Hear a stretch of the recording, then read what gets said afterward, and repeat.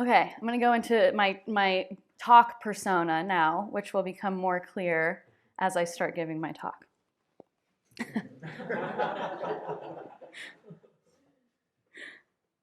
So, hi everyone. Once again, my name is Camille Noufi, and today I will be presenting the final chapters of my dissertation titled The Holistic Voice, Examining Vocal Expression Through Context, Perception, and Production.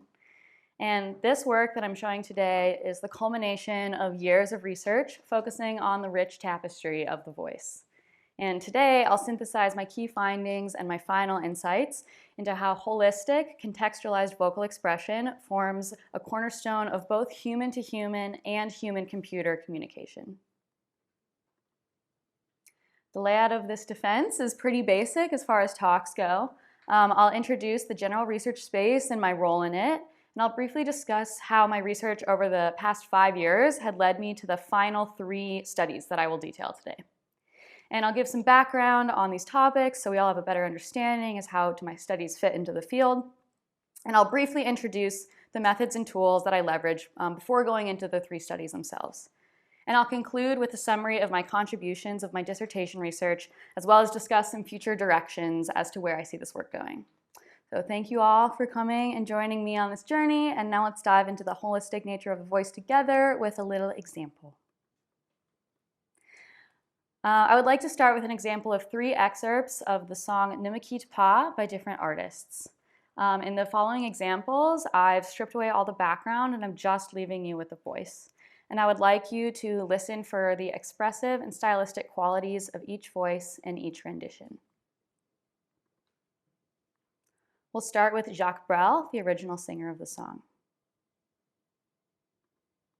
Ne me quitte pas. Ne me quitte pas. Ne me quitte pas. And then we'll compare that with Nina Simone. Ne me quitte pas. Ne me quitte pas. Ne me quitte pas. Ne me quitte pas. And we'll end with Sting, whose version came out almost 30 years later. Ne me quitte pas. Ne me quitte pas. Ne me quitte pas. Ne me quitte pas. So right away we can notice that there is so much difference between these voices beyond just the key of the song, the tempo of the song, or the tone of voice due to the fact that they have different bodies. They play with the melodies and the pitch ranges differently. They accentuate certain words differently. They take on different moods and characters, even though they are all singing the same lyrical content. And why might they make these choices? A few reasons could be, are they singing live versus the studio? Where is the audience and what kind of feedback are they getting from them? What style and language do they normally sing in? Jacques Brel is a native French speaker and Simone and Sting are not. And what is the intention of the performance? Why are they singing in the first place? We can zoom in quite a bit in the scope of comparative expressive voices and look at the difference about how these questions apply to different phrases in the same song sung by the same singer. So once again, we can start with Nina Simone singing Ne me quitte pas pretty early on in the song. Ne me quitte pas. Ne me quitte pas. Ne me quitte pas. Ne me quitte pas. And then we can compare this with the last time she sings this phrase near the end of the song. Ne me quitte pas. Ne me quitte pas. Ne me quitte pas. Ne me quitte pas. So you can hear so much about how the mood and the style and the emotion she's trying to project changes really just through the stylistic choices. She's saying the same words over and over again. And this scenario was really what piqued my interest in vocal expression. I'm a lifelong singer myself, and I've always found myself paying much more attention to how a line was delivered than to what was said. And growing up and now, I love listening to vocal jazz covers of classic standards and noticing how the tiniest expressive choices would impact the way I would perceive both the song and the singer. And when I would perform the same song many times over, I would reflect upon the way I delivered a song on that particular day, What made me make those choices? Was it musical, or was it something in my day that led me to sing a certain way? And these observations led me to my more formal interest in studying the expressive voice and its role in human expression and connection. So now I want to switch into the research space that my dissertation takes place in. So with the rise of voice-based human-computer interaction, it's important that voice technologies accurately reflect these nuances and expressive depth that, as we just heard, the human voice is more than capable of. And this capability is most dramatically emphasized in music, but vocal expression isn't just icing on the cake in conversation. It plays a crucial role in everyday communication. But currently, existing research lacks a comprehensive understanding of how speech technologies can fully embrace not just expressivity, but agency, context awareness, and identity to improve computer-mediated communication. So my work examines how humans produce, perceive, and derive meaning from expressive vocalizations. And using a blend of qualitative and computational approaches, I explore the nuances of auditory vocal expression and how to emulate it from a multidisciplinary standpoint. And through this research, my findings contribute to the development of speech technologies that more faithfully represent the depth and the nuance of the human voice. Out of my research, I developed 2 propositions that I'm going to put forth now, and I want you to keep these in mind as we go through the talk. The first proposition is that the integration of context awareness and subsequent adaptive modification to the production and perception of vocal expression can significantly enhance the alignment of speech technologies with human communication. And that being said, I propose the vocal persona. And I define this as a chosen set of vocal expressions used to orient and respond to a communication context. And this vocal persona not only characterizes a key entity that exists in natural communication, but also offers a framework for persona-guided expressive synthesis. And incorporating the vocal persona into both how we think about natural communication as well as how we think about synthesized communication could greatly contribute to achieving the objectives outlined in Proposition 1. A little bit more specifically, my research consisted of 3 main goals. The first one I focused on mainly in the first years 1 through 3 or 4 of my research. And this was a holistic study of vocal expression within various contexts and applications. My work in the first year was mainly focused on the singing voice. And this started because I had a background in singing. I was still taking voice lessons, thinking about performing all the time. And I was it was very obvious to me that the singing voice was the best way to look at how the voice uses tone and style to convey so much more meaning than what words are just saying.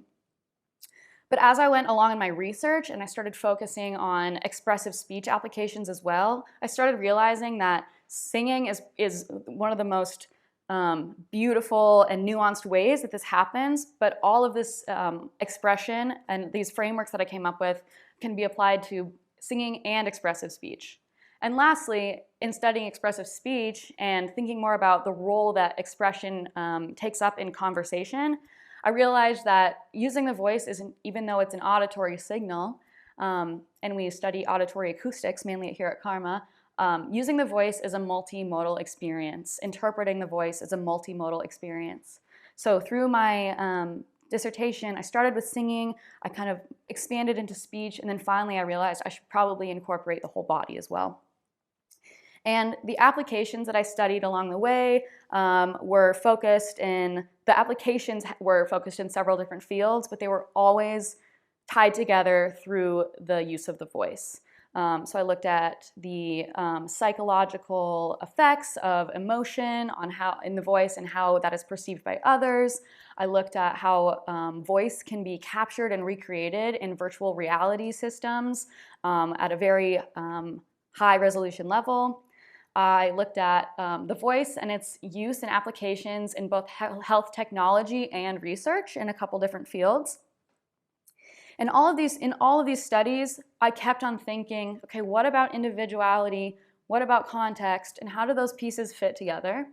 And that led me to really want to focus on formalizing this concept of what I call the vocal persona, because I saw it as the link between context, between living as a person in a real environment and the way a person uses their voice.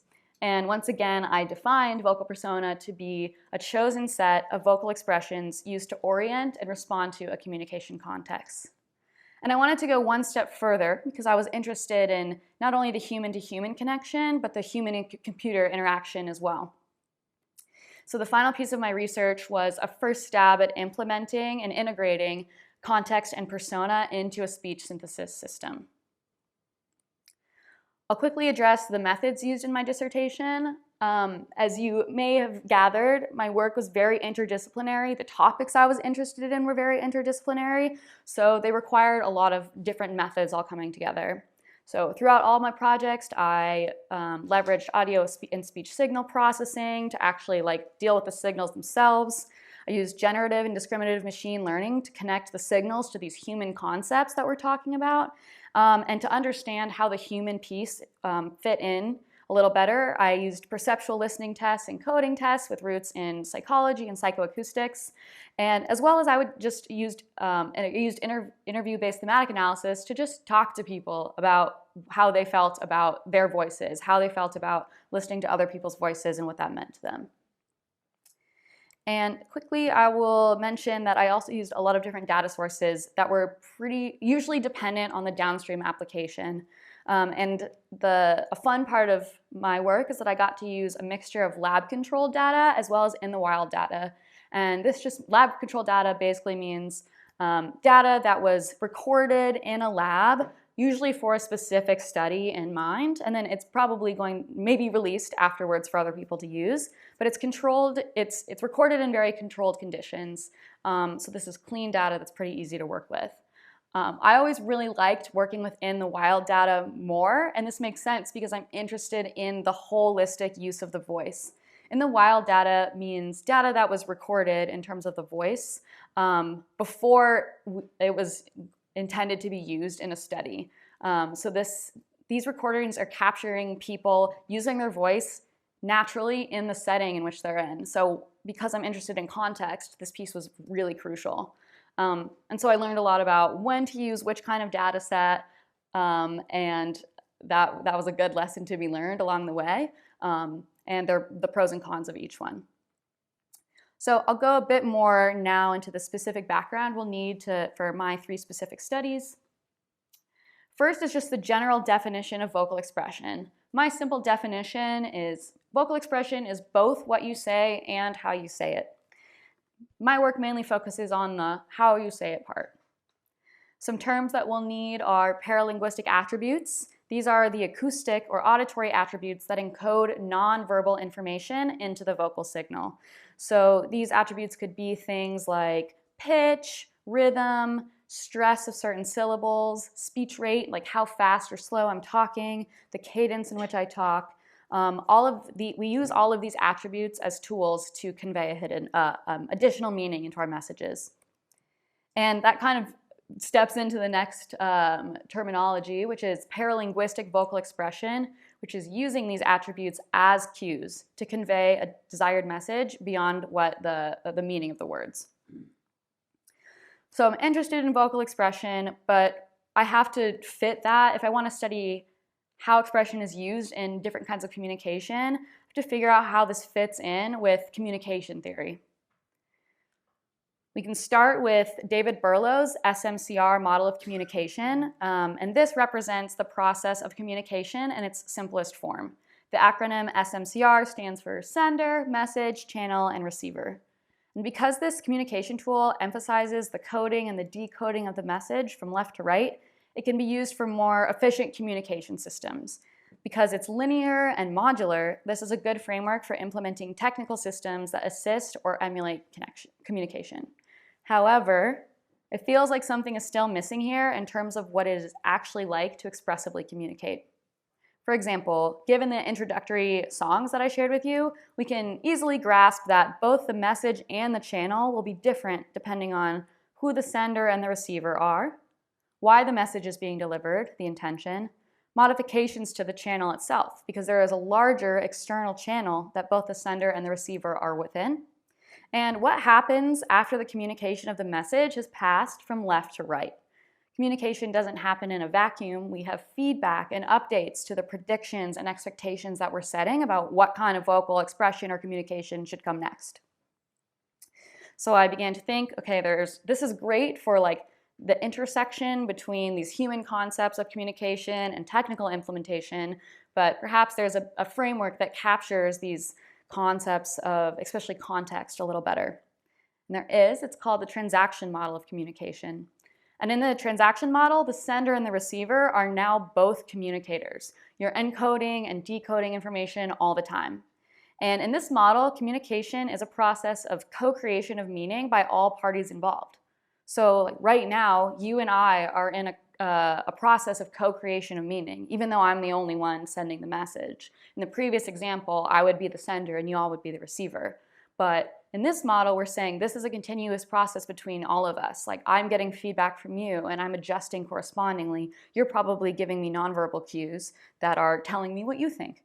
And also, we are in a room right now where I'm mic'd and there's social meaning, right? Like it would kind of be a little awkward or weird if one of you all just started answering a phone call in the middle of it, right? So there's some social context coming into play here.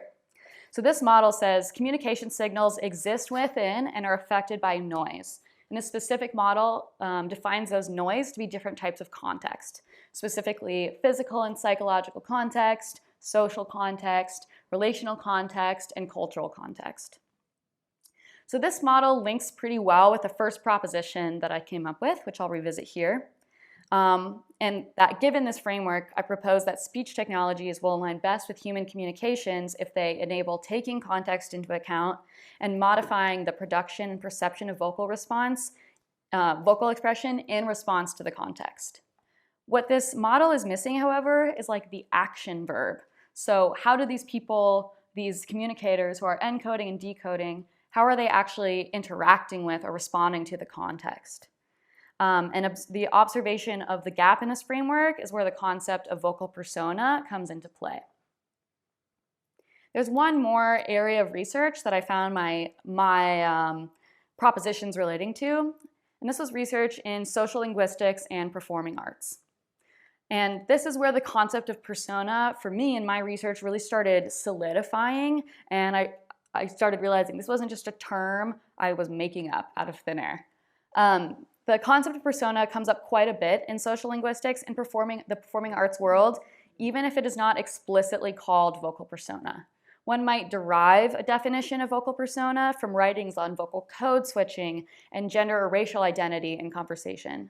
The word persona itself is derived from the ancient Greek word for a mask used in theater to denote a character or more generally a social role.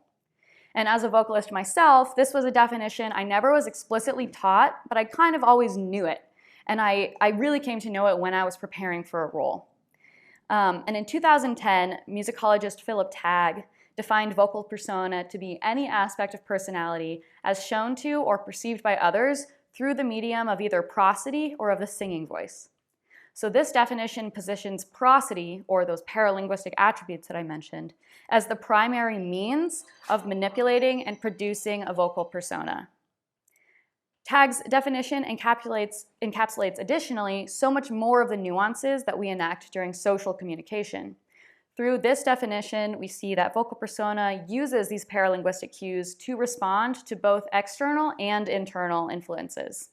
He uses the word any, suggesting that vocal personas are likely continuous rather than discrete entities.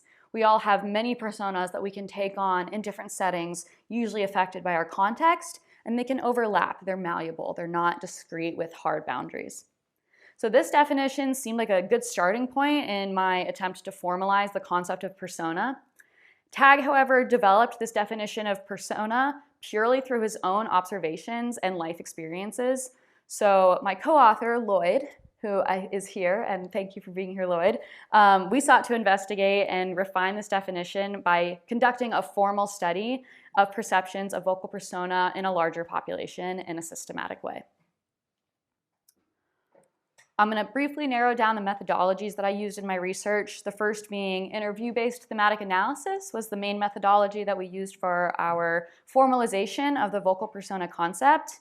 And then in order to implement any sort of computational approaches to incorporate vocal persona into speech technologies, we used generative and discriminative machine learning. Before getting into the study itself, I first wanted to mention the specific generative machine learning model or framework, I should say, that guided all of my models. I chose to work with the conditional generative machine learning framework because it kind of just coincidentally splits up these models of data processing in the same manner as the definition of vocal expression that I gave to you early in the talk. So vocal expression is the combination of what is being said and how it's being said. And a conditional generative machine learning model is going to, in parallel, process the what, which is the linguistic content extracted or input into a model. These are the words. And the how. How the voice is going to say these words. And in addition, it gives controllability as to why. So this is how we incorporate the condition or the context. So to give an example, let's say I want to synthesize a voice of this person, and let's say speaker A is sad for some reason. We don't know why, we just know he's sad. And we want him to say, I will work from home. The condition or the context is sadness. We learn a conditioning representation, which is the way this speaker will use paralinguistic attributes in order to represent the concept of sadness in his voice. This vocal expression will then be applied to the linguistic content we input into the model, such that is, I will work from home. And then the model will output speaker A sounding sad, I will work from home. And under the hood, a typical emotional voice synthesis system is trained on speech data from the same speaker with different emotions. And this system is learning about all of the different ways that the speaker uses paralinguistic attributes to convey these emotions. And that's really what's going on under the hood that I think gets lost a lot of the time when this is getting explained. We're not learning just labels of sadness. Under the hood, we're learning what in the voice corresponds to this person communicating that they're sad. And right there, you can realize that that might be different from person to person. The way I sound when I'm sad might not be the same way you sound when you're sad, but both are equally likely uses of paralinguistic attributes. And so we can extrapolate this condition of emotion to be many other things. So speaker identity synthesis is one example. So let's just say we want someone to sound like they're saying, I will work from home, and we just want it to sound like speaker A. In this particular case, speaker A is the condition. The identity is the condition. Other examples of conditions could be other forms of demographics, other types of mood, the accent, etc. And as I go to the next slide, I want to ask you all just to think to yourselves, what are some influences that you can think of that have affected the way you use your voice? That's basically the summary of the main question we asked people in our interview-based study, where we wanted to understand the vocal persona, how it shows up in the natural voice first before attempting to plug it into any sort of synthesis system. More specifically, our goals were to understand how vocal persona relates to both expression and perception, and how voice professionals describe this vocal embodiment of persona, the feedback it gives, and the relationship to identity. We conducted an exploratory study of interviews with 21 voice professionals from a variety of different disciplines, including actors, singers, audiobook narrators, linguists, voice scientists and technologists, and users of augmentative and assistive communication devices, or AAC devices. And we analyzed these transcripts using the iterative thematic analysis procedure. And from that, we found that 4 main themes emerged from the data. And these were context, perception, production, and agency, all having influence on or being influenced by this concept of vocal persona. So this allowed us to establish a 3-spoke model of vocal persona, and I'll go through each spoke briefly. On the top, we have context as an influence on vocal persona. You could also restate that as Context influences the choice of vocal persona someone is likely to take on. And this context shows up in multiple forms, shows up as physical context, like the environment, the setting, the acoustic feedback, sociocultural context, temporal context, both long and short, as how do your voice personas change as you go throughout your life, but also how do they change even within a certain day, within a certain conversation, and also technological context. The fact that I'm wearing a mic right now is affecting not just the way I speak, but it's also it's helping me take on a certain role as a speaker. And so all of these inform the choice of vocal persona. Next, we have vocal persona influencing production, voice production itself. And in a general sense, vocal persona bounds and contextualizes aspects of vocal production. It definitely affects the paralinguistic attributes or the vocal characteristics that are chosen to embody this vocal persona. We also heard a lot about embodiment itself. So how does taking on a certain vocal role manifest in the body? When people use the term like my voice, they're often talking about like their identity coming out through their voice. And the vocal persona will shift that because it's impacting identity. We also saw that vocal persona for speechless users or users of AAC devices, the vocal persona will definitely choose the way they choose to initiate the synthesis of a certain voice interface they're using. And of course, all of this is done by affecting the intention and the planning behind the use of the vocalization. Vocal persona was also found to both affect and be affected by perception. And these sub-themes of perception are self-perception. So how do I view my own voice? And that can affect the vocal persona you take on, and it can also be affected by the vocal persona you're in. It definitely affects perception of others. How many times have you seen someone and you start attributing personality traits to them based on what they look like, but you can also, you also form biases around what you expect them to sound like. And this might not just be about like physically how they look, but like how they're dressed or like the way they walk in the room, etc. And this is also true in reverse, right? So if you hear someone over the phone and you don't know them, you might start drawing images in your head of what this person is like just from the way they sound over the phone. Perception is very multimodal. So in all of these examples I was giving, we're not just talking about an auditory signal anymore. We're combining ideas of vocal persona being intertwined with especially visual stimulus, but also in the case of embodiment, self-perception, somatic feedback. And lastly, we learned a lot about how vocal persona and technology intermix. So we learned that vocal persona is both imbued on, like, let's say a Siri or Alexa or any sort of voice agent. A person wants to give a persona to that specific agent. And we also learned a lot about the persona that people take on when they're talking to a voice agent and what the voice agent's role in determining what that persona is that that person takes on. In addition, we also learned a lot about, especially from singers, how technology influences the persona they take on in a certain role. For example, the use of a microphone.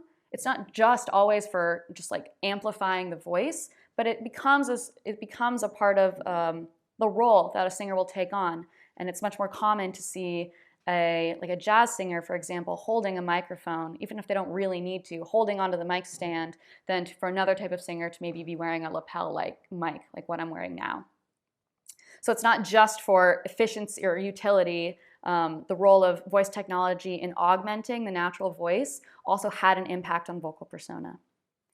So this model basically helped us formalize and refine that second proposition I mentioned in the beginning of the talk, which was that the vocal persona is a chosen set of vocal expressions used to orient and respond to a communication context. And we did see that not only does this characterize a key entity that we found to be missing in current frameworks of natural communication, but it also offers a nice modular way to think about a framework for persona-guided expressive synthesis. Moving on to the second study, we wanted to attempt if we could figure out a way to incorporate this idea of multimodal context into the use of a vocal persona, vocal style. So in order to do this, we had to think about, well, what does it mean to, in terms of data, actually represent context that's so multimodal, that spans physical, sociocultural, temporal, and technological? That's such a fluid, big space. How do we come up with any sort of labeling or description of what this is? My first implementation was using video data that's often associated with data sets that have recorded speech conversations. The specific data set that I used is called the MELD data set. It's the multimodal, multi-party data set for emotion in conversations. And really what this data set is all 10 seasons of Friends. And yeah, which was great because I love Friends. So I enjoyed working with this data set. And with this specific implementation, what I'm calling this is context adaptive style synthesis from video. And the overarching kind of goal here is to take a sort of a general neutral input. For example, here we have Joey Tribbiani saying, "I will work from home," or we can just type, "I will work from home." We run this through a context adaptive synthesis or conversion system, because we want to hear, well, how does Joey Tribbiani say he wants to work from home when he's talking to Rachel at nighttime in their bedroom and it's dark out and they're standing face to face, a foot apart? Like, how do you get that information? So we decided we were going to do that from video. So in this proposed method, we learn features that are used to condition the input speech on such that the tone of the output speech is in alignment with the speaker's environment. To put this in context of that generative model I showed earlier, here we're figuring out a way to extract features from a given image. And so this given image is representing the why. Why would Joey sound like this? These contextual features are representing the how, and we're incorporating the linguistic content, whatever we want Joey to say. In output, we're hopefully going to get Joey Tribbiani talking the way he would talk in this specific environment. I'm going to zoom in a little bit more on this little yellow box and actually talk about the feature extraction. So I'm going to walk through these two main blocks in white. So we start with video containing the target style, and we pass this into a visual question answering model along with open-ended text prompts about the image. These prompts are questions about who is in this image, what's taking place in this image, when does this image occur, where is it occurring, and can you tell me anything about the intent of what's happening in this scene? This visual question answering model, which is trained, this is a pre-trained model. This is not a model I trained myself, so it has pretty large view of the world. It's not just learning only about Friends. This model is going to output answers to these questions based on this image. So we're going to output text-based answers saying who is in the scene, what's going on in the scene, when it's happening, where it's happening, and why it's happening to the best of the model's ability. We're going to take these text-based answers alongside with the image again and input them into a language and image embedding model. And this model is going to basically position both these text answers and this image into a space where the model has semantic understanding of what both the text said and what's going on in the image together. And then we're going to pass these outputs that are basically numerical transformations of this semantic data that now has text, has language meaning. We're going to pass it one more time into another encoder that's going to compress this data into a really compact representation. And this representation right here is going to be used as the kind of summary of the visual context. We're going to train that to align with the style that is derived from the speech itself. This is for the training of the model that aligns with the image. And that is going to give us our how vector. This is how the model actually learns the style associated or mapped to the image content.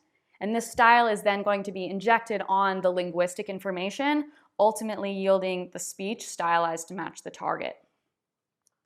I have some demos of how this model is working so far. This first example shows the model working in a voice conversion mode. So in this particular mode, we have audio coming in. So we have Joey saying, I'll let Joey tell you himself. Why isn't that valet back with my Porsche? So we want to conserve that text, but we want Joey to say it in the tone that he is going to say this in this setting. So we can hear basically what the perfect ground truth would be like for Joey in this setting. But you got things you have to do now, and so do I. And this is our model's attempt at re-saying, why isn't that valet back with my Porsche in this context? Why isn't that valet back with my Porsche?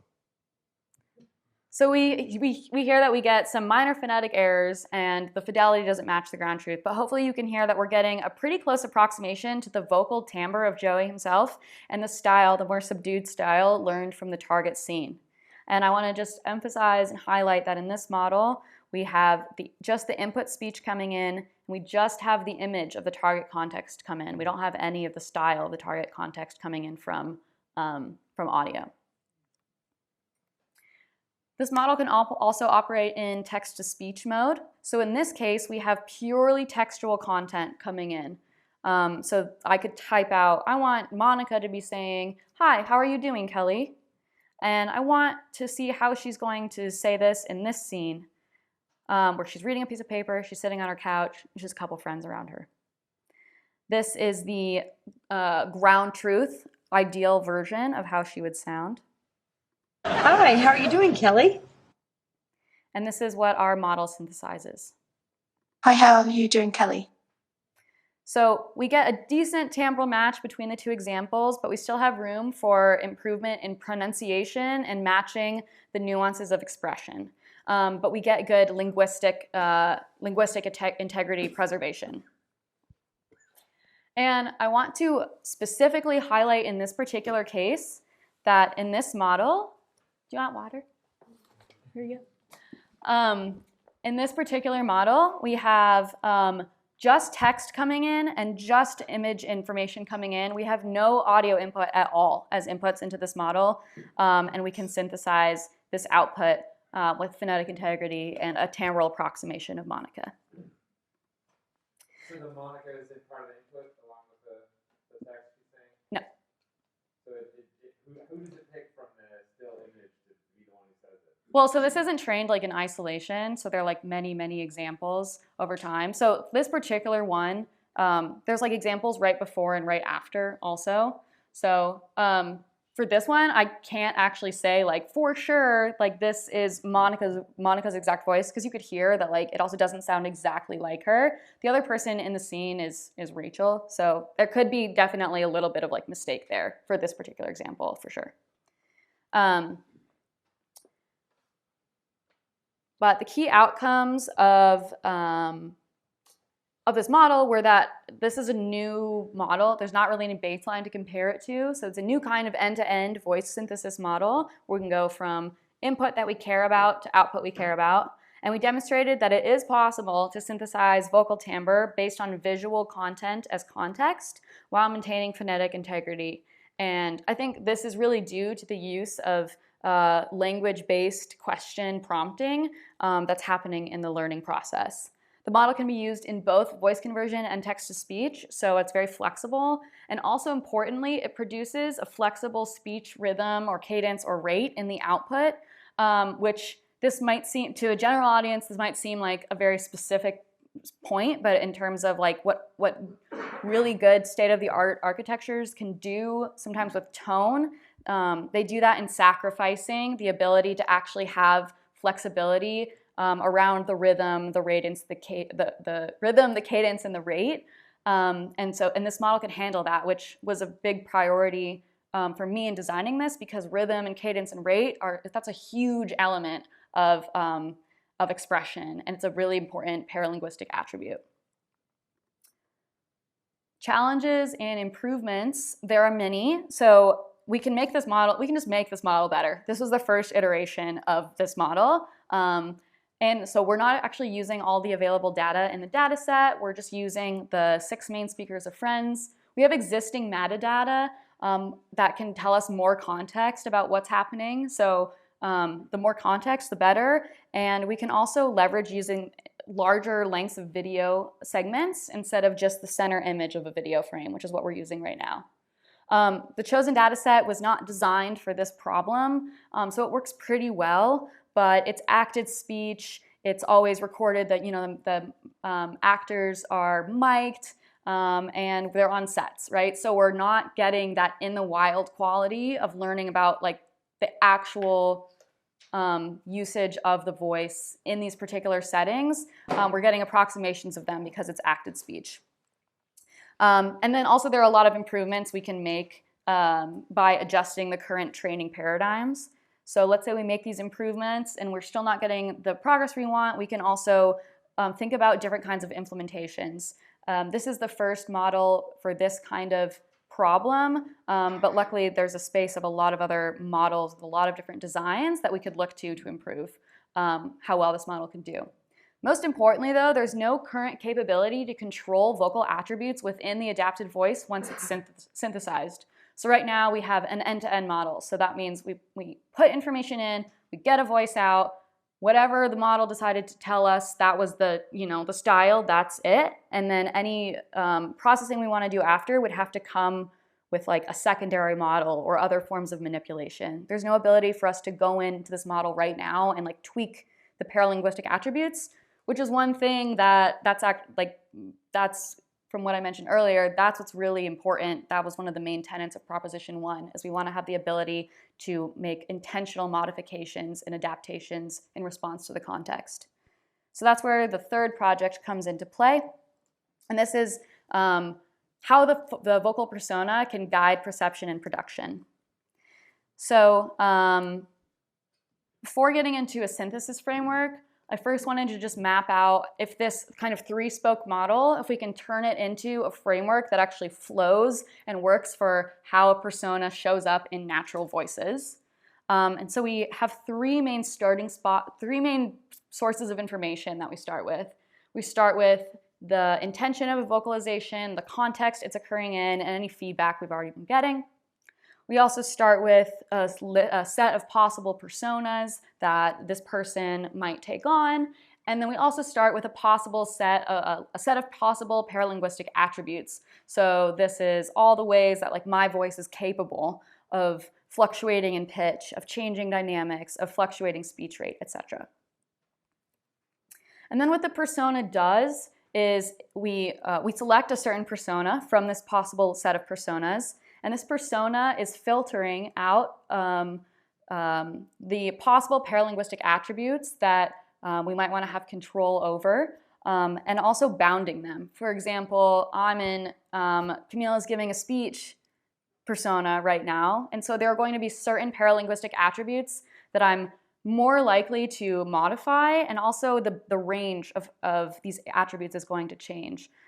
So my pitch, for example, will probably be a little bit more steady, but I will want to have a bit of fluctuation to emphasize things.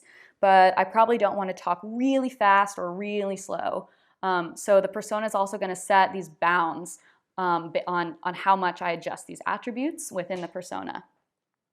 And it's these bounded attributes that are then used to form the vocal expression in conjunction with the semantic and the linguistic content. So once again, we kind of have the what is going in to vocal expression and the how.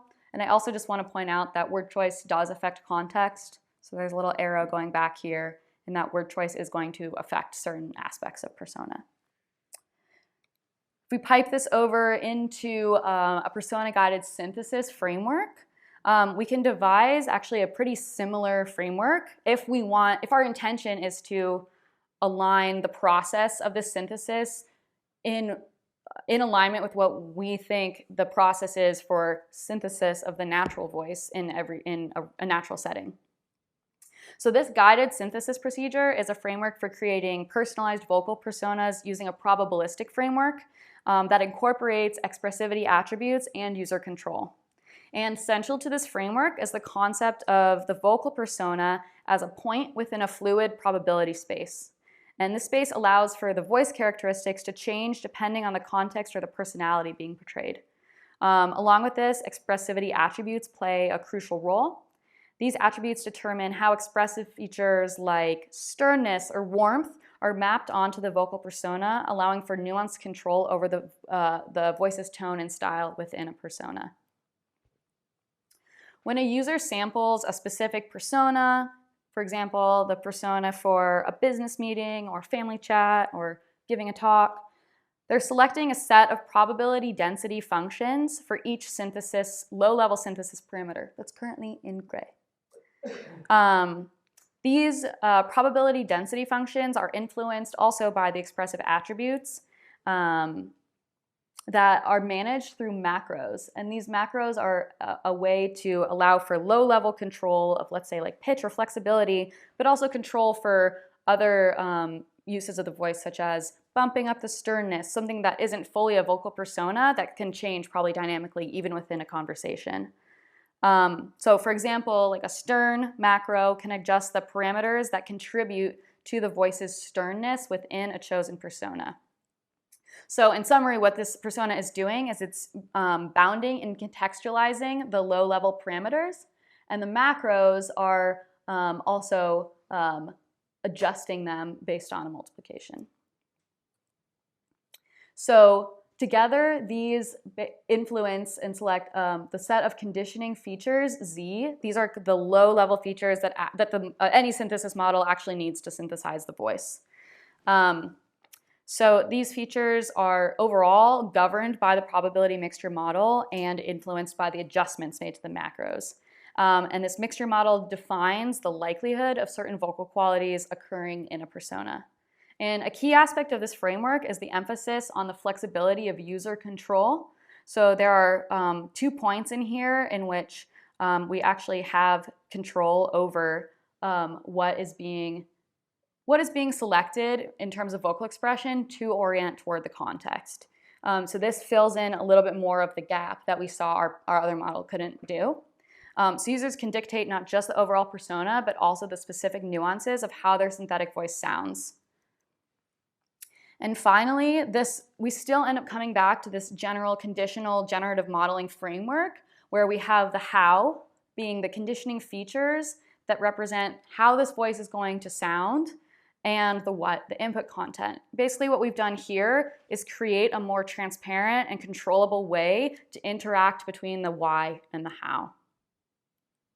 But we still end up with vocal expression, which is what you say and how you say it. So just to summarize, the novel contributions of my work were the introduction of the vocal persona, both with a theoretical model and also a mathematical framework for persona-guided natural and synthesized voice, as well as integration of context into speech synthesis, both within the model of vocal persona, having detail on the different forms of context, as well as the first visual context adaptive voice synthesis model.